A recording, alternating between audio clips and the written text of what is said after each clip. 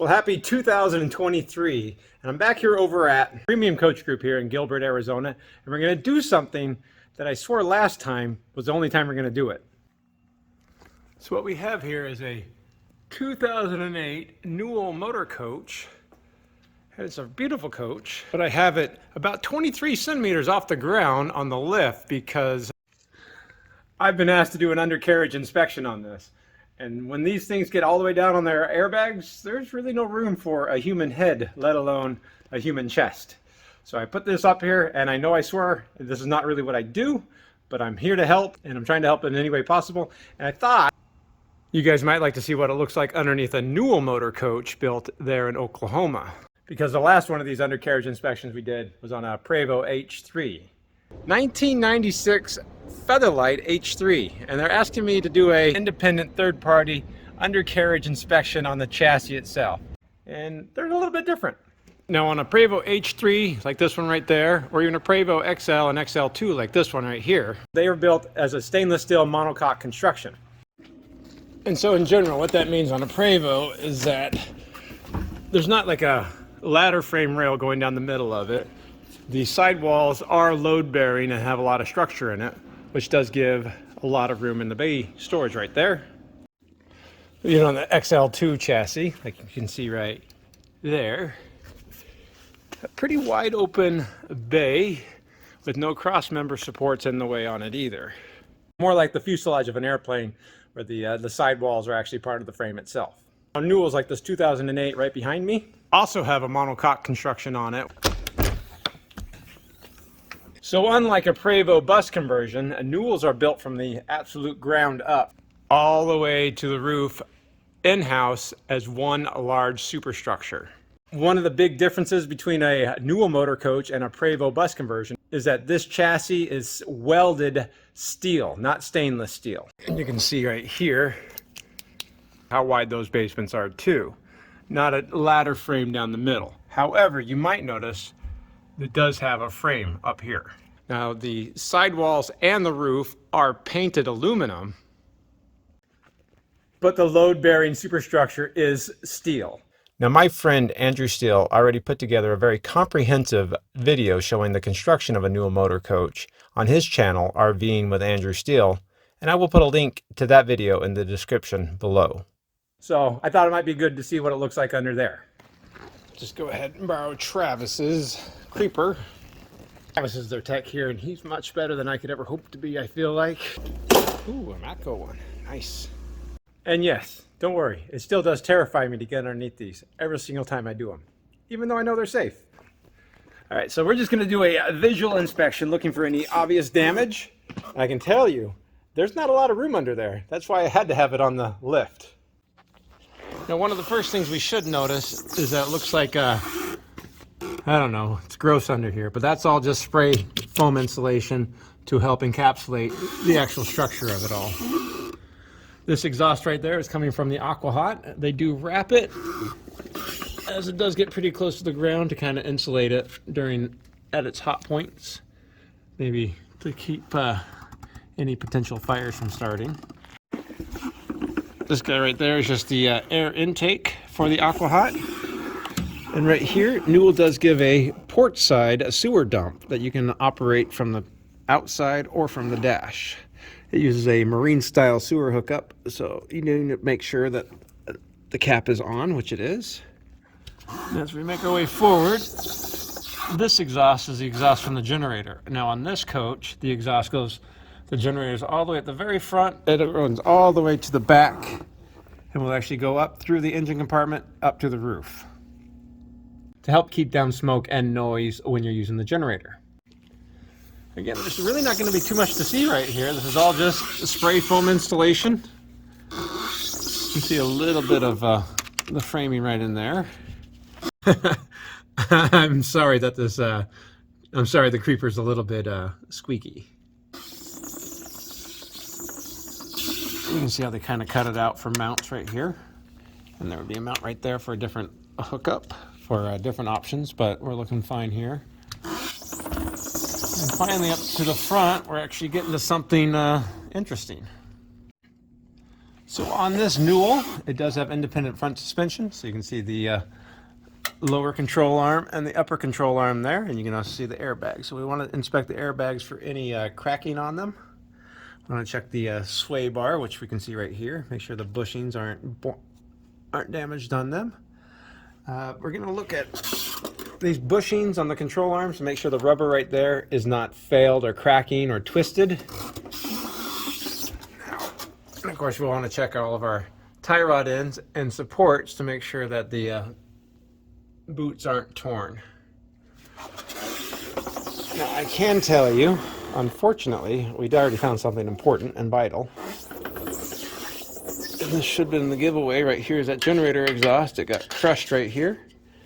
And it looks like this control arm got hit too. So it looks like it might be bent if we compare it to the rear part of the control arm to the front part of the control arm. So definitely hit something right there, and it is bent. That's extremely disappointing. I was hoping not to find anything under here, but I guess it's a good thing I'm inspecting it, because that's what they're paying me to look for, is for problems. Now on the upper control arms, we want to check the bushings on there too. I don't see any issues there. We have a ride height control valve right up there. All the connecting linkages look like they're intact.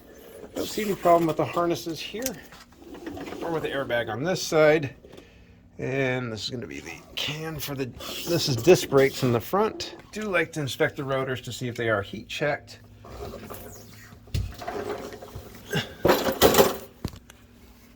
And we'll try to check the thickness on the pads right in here. So good news is I don't see any cracking on the rotors. I don't see any looseness or overheating. Might as well check and make sure the cotter pins are in the castle nuts there. But you should definitely be able to see the bent control arm right there. So that's an important one we found. I'm concerned that they hit it here too. So I think both the front lower control arms are bent. This one's definitely not as bad. Over here, looks like we have torn boot on that tie rod end. Right here's the steering gearbox underneath. I don't see any issues with that. Or with that. And I'm not seeing a lot of rust. There is a little bit of rust because this is a steel construction. But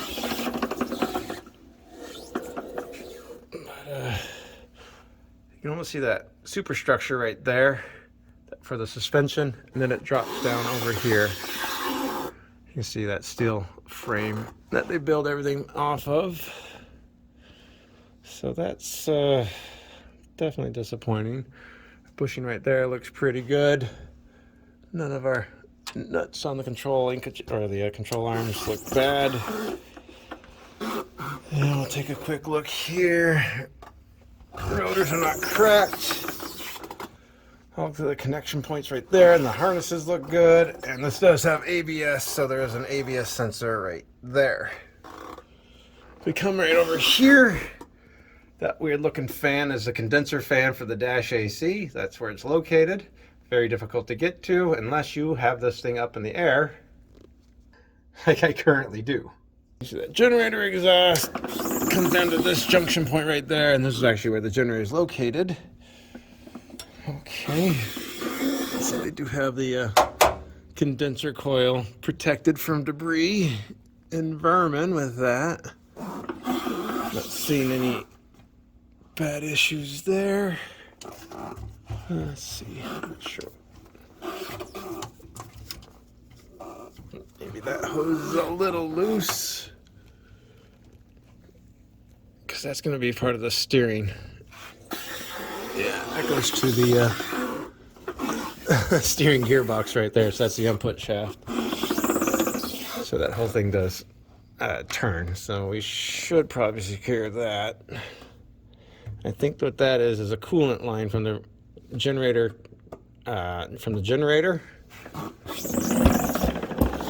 which is mounted right here.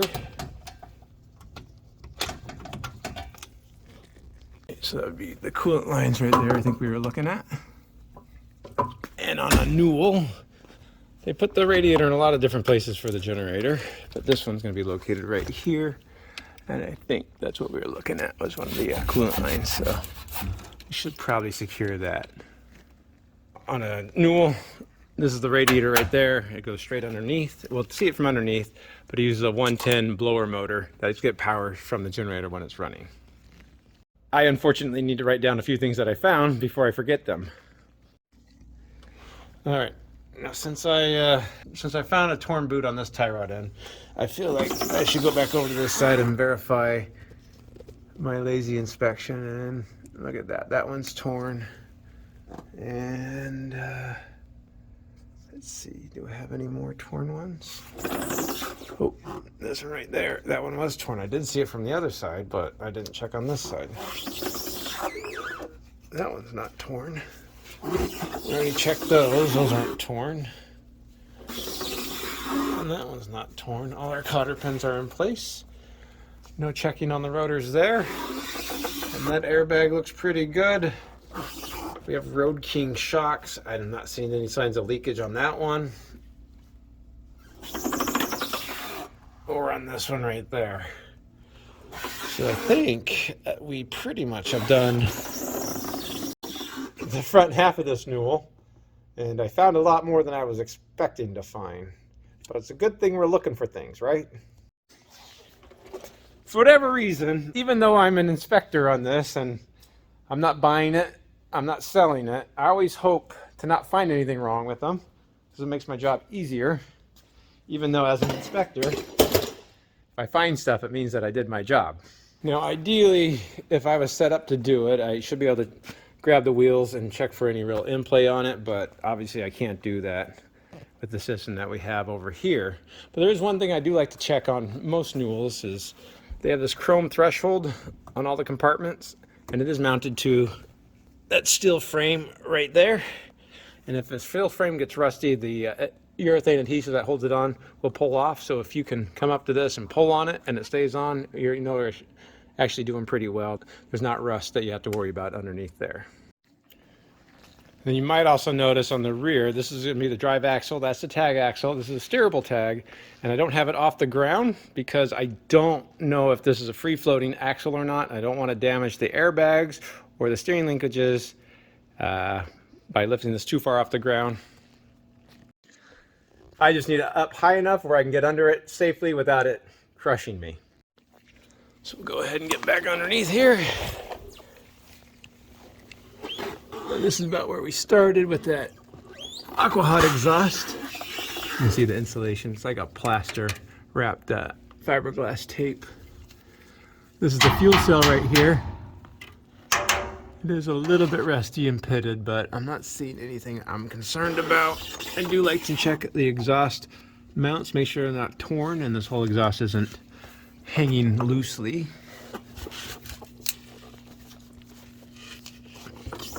And now there's going to be the drive and axle. Check this airbag. The airbag is not cracking, which is nice. It's difficult to see, but there is a ride height control valve rod up there, and those are secured very well. There's another one of those shocks, and it is not leaking.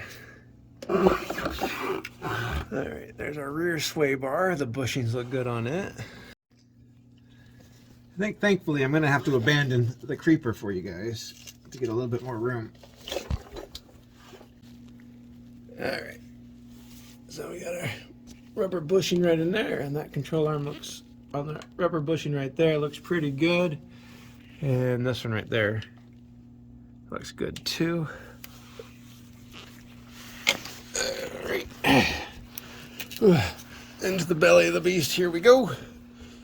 Alright, so there's going to be the, let me try to get you guys a better view. Rear differential is of course right there.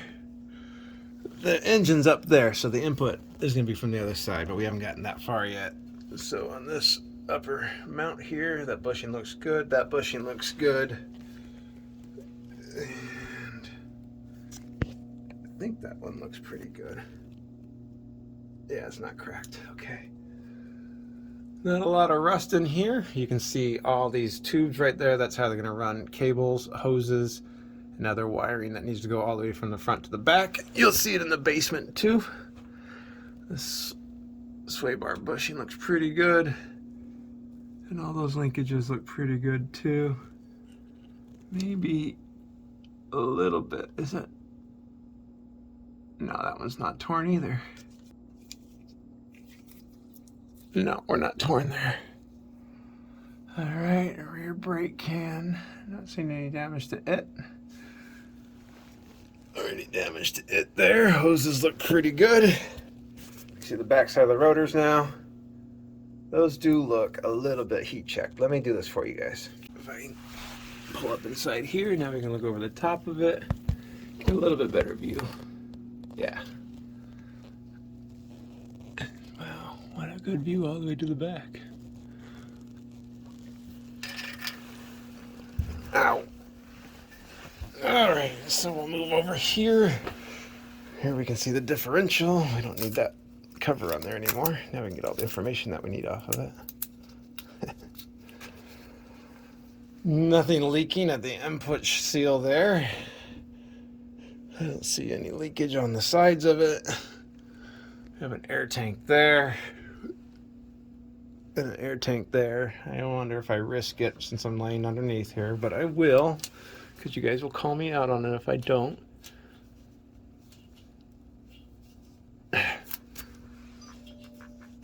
I'll have to go get a pair of pliers.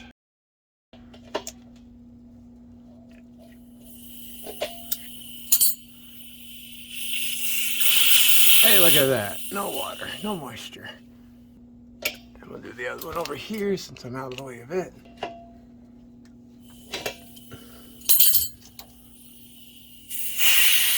Alright, good. Didn't get covered with alien slime this time. Okay. My camera's going dead. These are a little bit heat checked on that side too. But everything else looked good over there. So let me go get you guys charged back up again. Now while we have it up in the air and we have a pretty good clearance between the tires and the fender here, we can go ahead and take a look inside. See, that airbag looks really good. And we have our air dryer. That looks like it's been fairly recently replaced. And that upper control arm, or that control arm bushing right there, does look like it's in good shape. You can see this airbag, and there's that shock that you can normally see whenever you're looking at a Newell on the tag axle. Might as well see the other side too. So if we come on it, over the top here, no air dryer on this side. That bushing looks good.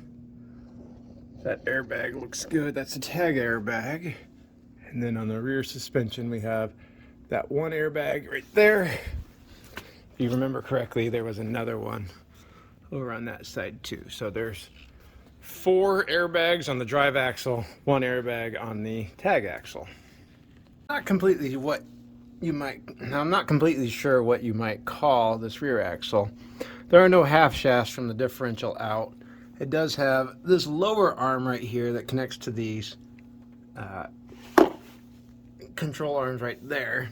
So the whole thing can kind of pivot independently on this side to this side. So it's not really a solid axle, even though it's a solid axle. But it does have rear disc brakes. And the neat part is over here, because we do have the tag axle. Of course, the tag axle does not get driven by the engine whatsoever. It just supports weight for steering and stabilizing, but also has brakes on it.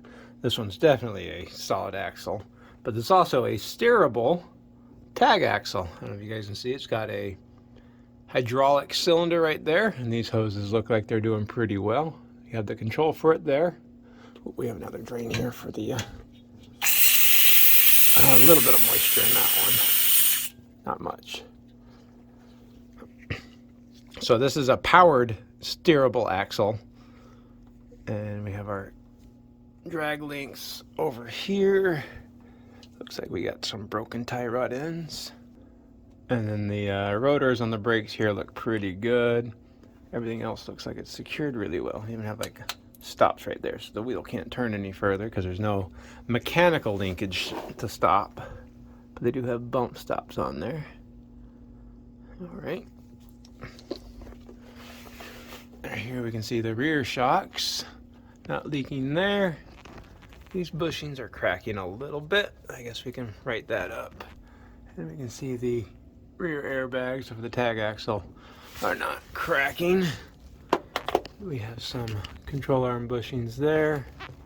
That one's definitely torn. I don't know if you guys can see it or not, but that one's torn. I can make a note of that one. That one's not cracking.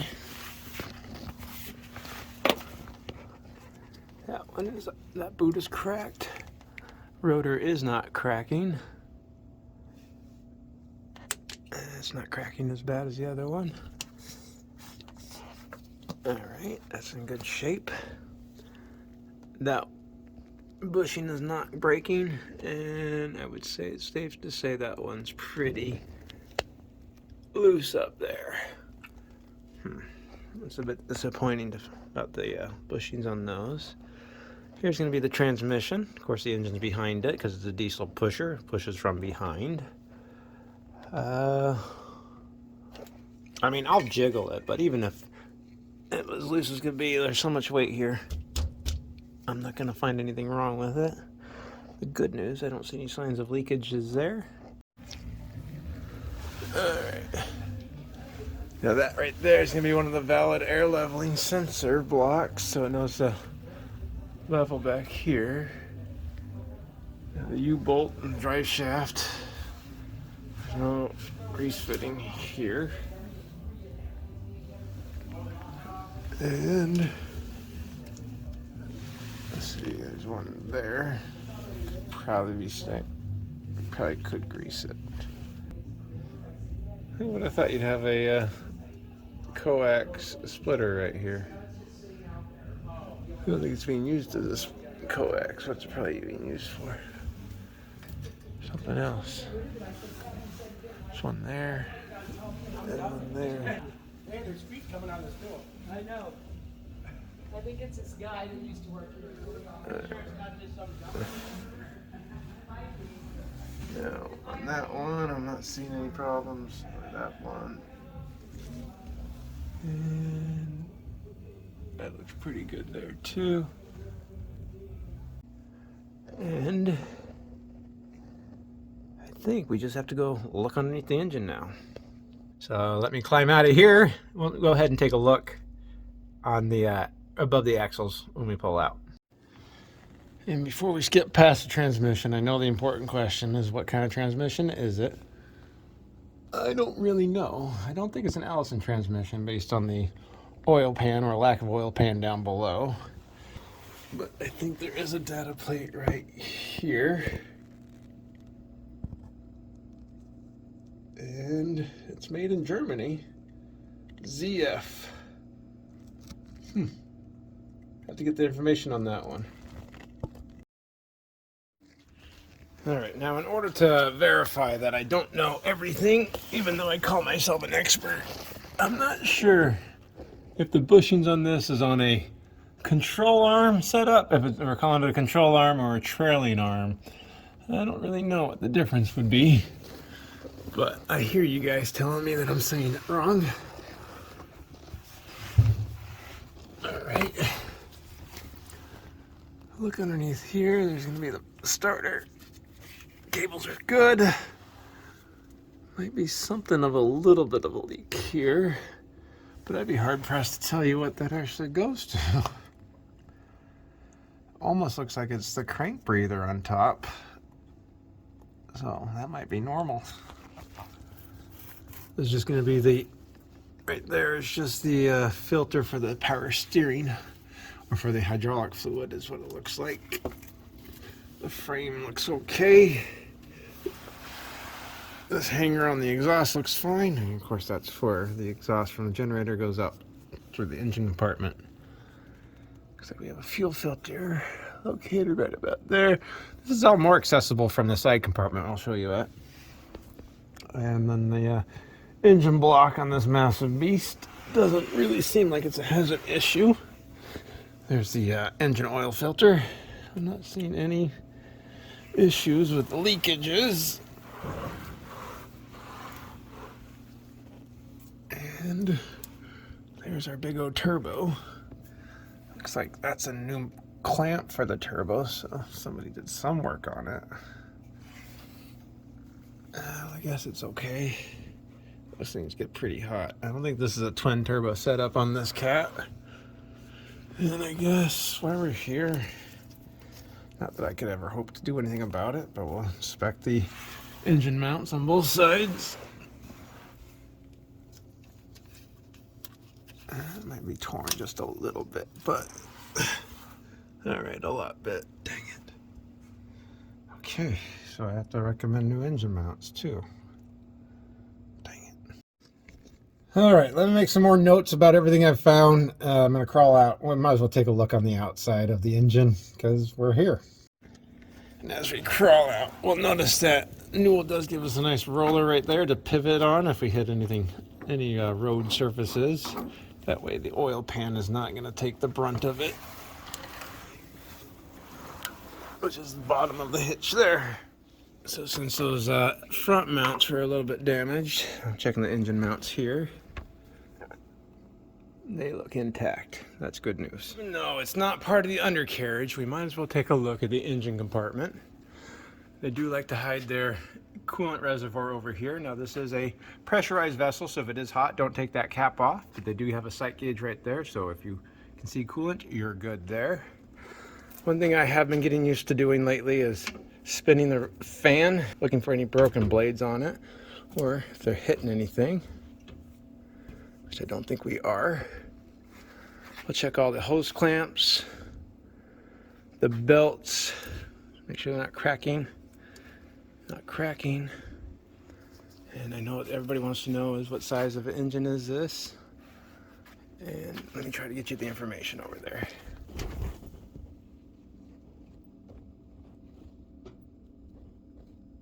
C15. It's a very massive engine right there. We'll go ahead and do my normal measurements. There's my hand on top of the head, so that's about 1 piston. That's crazy. All right, follow up right here. These are gonna be the main grounds, and they're not loose. Belt, the hoses look good over here.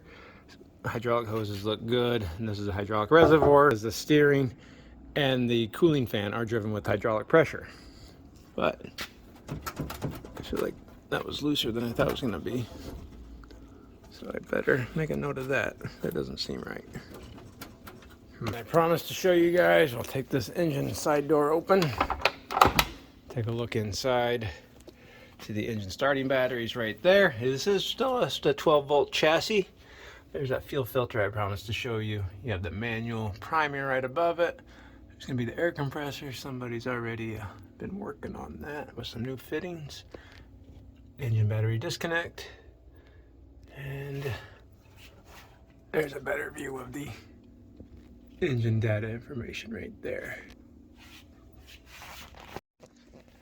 But there it was. This custom built one-of-a-kind Newell chassis is the only way you're going to get the amount of living space in any RV or any motor coach driving down the road. But definitely, it's nice to have these things. I would not have been able to do anything I just did safely without having these to support it. Right now I have the airbags completely aired up, so there is quite a bit of room right here. But if I get these things out of the way and then lower the coach down off the airbags, we'll be able to see just how quickly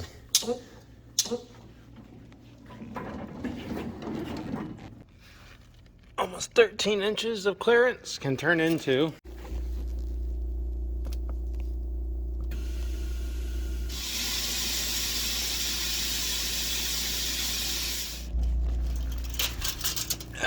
eight inches of clearance, and my head barely fits. And there's absolutely no room to put your head in between the fender and the tire there now. So that's why these are very important if you're ever going to get underneath a Newell Motorcoach. It's more than dangerous, it's quite deadly. So be careful out there. Well guys, there you have it. We did a undercarriage inspection on this 2009 Newell. We found a lot more than I think I was expecting to find, but it's definitely a good thing to have it done. This is a 2008, it's 2023 now, so that's about 15 years of use on it, and I think we have about 118,000 miles on this coach. So not a whole lot of damage other than those control arms, which I think are indicative of something got hit or somebody did something wrong. So it's a good thing we checked for that. Now, even though I don't normally do chassis work or chassis inspections, it was a service I was asked to do in order to help out Premium Coach Group and, of course, the new buyer on this 2008 Newell. It's not that I just don't like doing it, but in general, it can be dangerous work. It's hard to pull lifts around in my Prius with me. And while I didn't get too dirty today, once I get dirty, I can't go inside and do any other work because I can't destroy a $2 million coach walking inside and damaging the carpet. At any rate, thanks a lot for watching, guys. I will remind you, I do check my emails and I do try to respond to everybody's emails. If I haven't responded to you, it's nothing personal. I just get overwhelmed at sometimes. But again, thanks a lot for following along and enjoying this with me. I think we all learned a lot, and we've now seen the undercarriage of a Newell. Thanks a lot for watching, guys. Bye.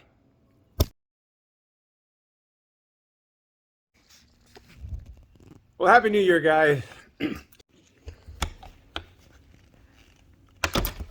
From the tires up on their own chassis, their own sidewalls, their own structure.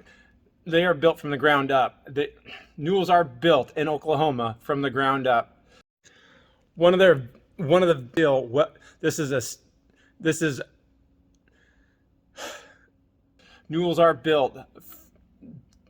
built in Oklahoma from the tire. You can get the amount of living space possible in a motor coach of this size. Now, this custom Newell chassis to help keep down smoke to help keep down snow, the steering and the steering and of course the steering because now thanks to this custom built Newell